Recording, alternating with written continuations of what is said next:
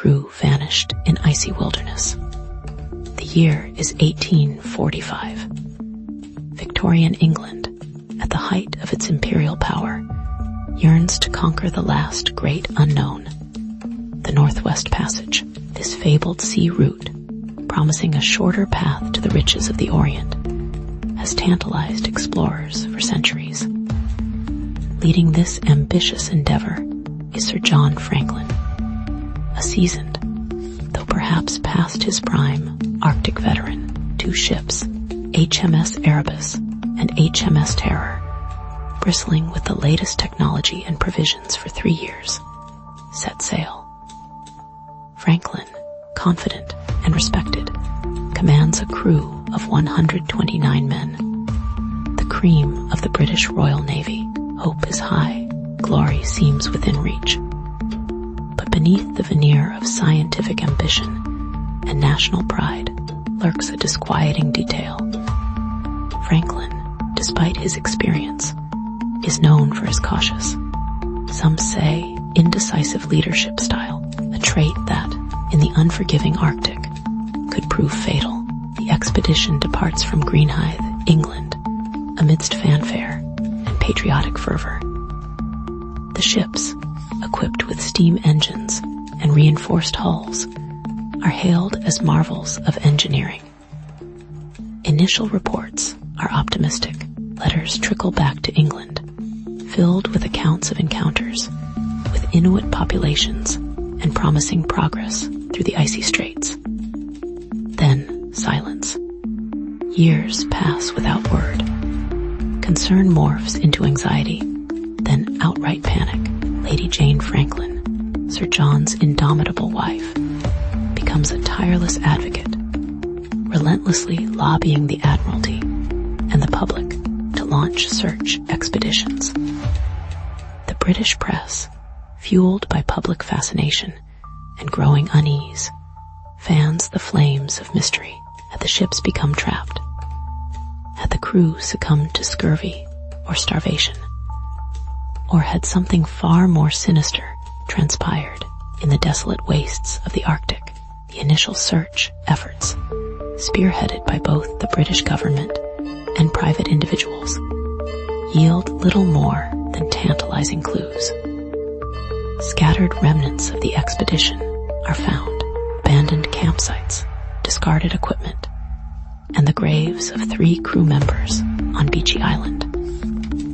The graves, meticulously examined, reveal signs of lead poisoning, a disturbing hint of potential contamination within the ship's food supply. But these discoveries only deepen the mystery. Where were the ships? What happened to the remaining crew? The Arctic, a vast and unforgiving wilderness, guards its secrets jealously. Accusations begin to fly: incompetence, negligence, even whispers of cannibalism. The once heroic Franklin becomes a figure of controversy, his reputation tarnished by the expedition's apparent failure. The investigation intensifies, driven by Lady Franklin's unwavering determination and the relentless pressure of the press. Explorers, lured by the promise of fame and fortune, brave the treacherous Arctic waters. Retracing Franklin's ill-fated journey, they encounter Inuit communities who offer fragments of eyewitness accounts, passed down through generations. These accounts, initially dismissed as unreliable, begin to paint a grim picture of starving men, of ships crushed by ice, and of desperate attempts to walk to safety. But the language barrier and cultural differences hinder the investigation. The Inuit stories are often misinterpreted, their nuances lost in translation. Yet one recurring theme emerges. The white men, driven to desperation, resorted to acts of unspeakable horror. As the search continues, a disturbing pattern emerges. Evidence seems to disappear or be deliberately obscured. Journals go missing, maps are altered, and eyewitness accounts are contradicted. Rumors circulate of a deliberate cover-up, orchestrated by the Admiralty to protect the reputation of the Royal Navy and the honor of Sir John Franklin. Was the expedition doomed from the start? Had crucial information about the Arctic conditions been ignored or suppressed? The investigation veers into treacherous territory, implicating powerful figures and exposing deep-seated rivalries within the British establishment.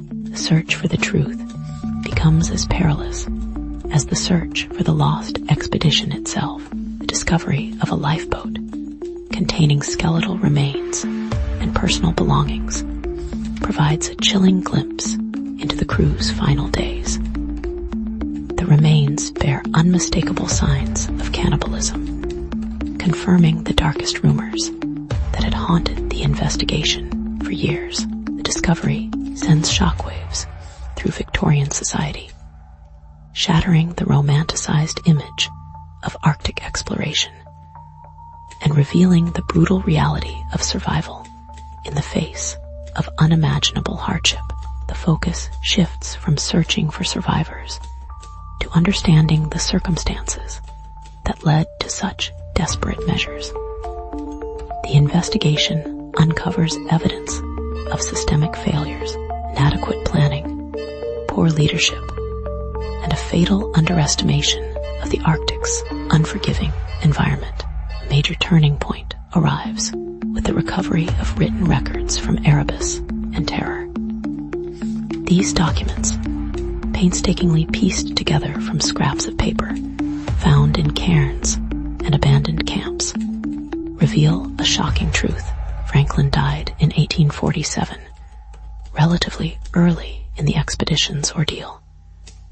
His death plunged the crew into disarray, exacerbating existing problems and undermining any hope of a successful retreat. The records also expose the extent of the lead poisoning, which had likely impaired the crew's judgment and contributed to their disastrous decisions.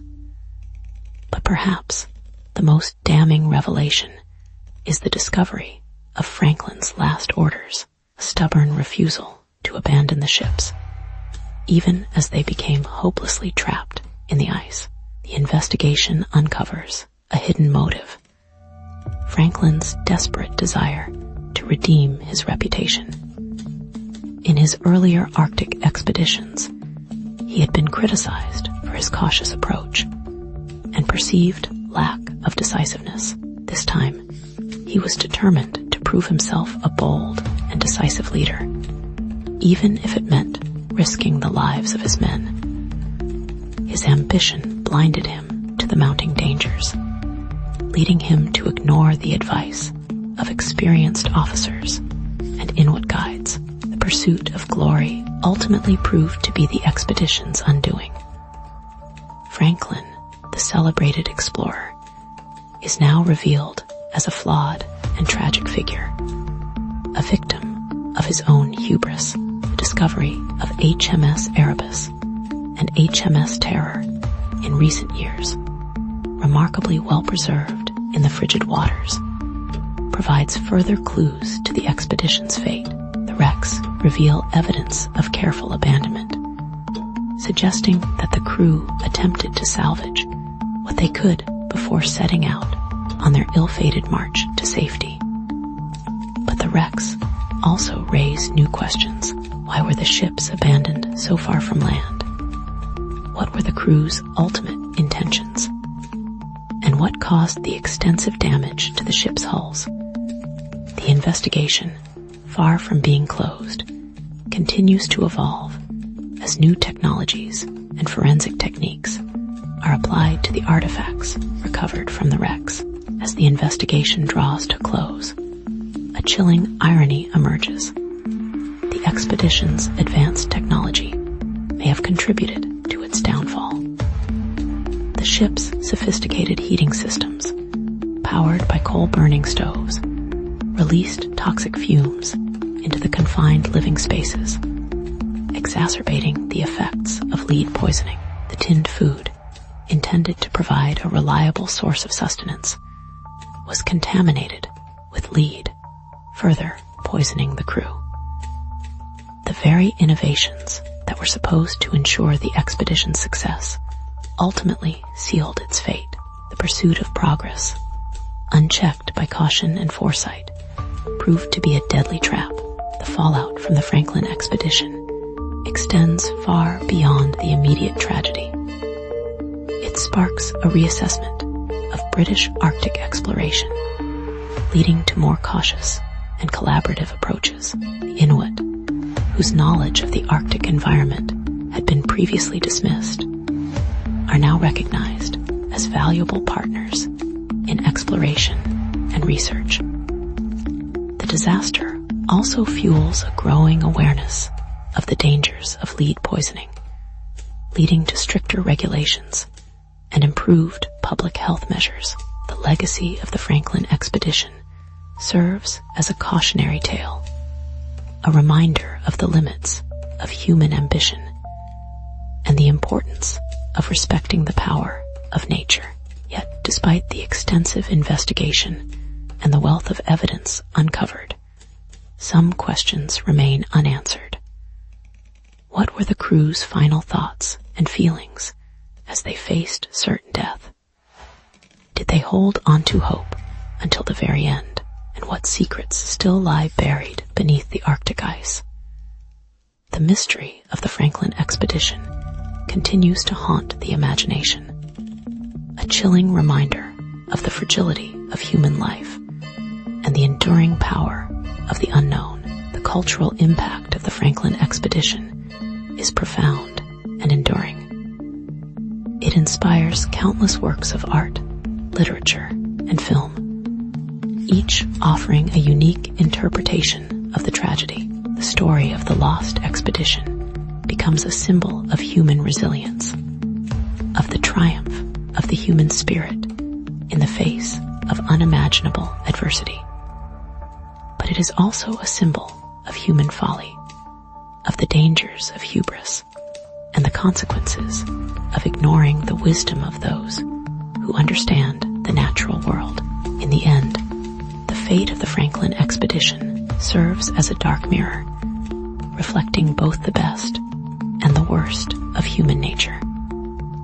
The courage and resilience of the crew are undeniable, but so too are the mistakes and misjudgments that led to their demise.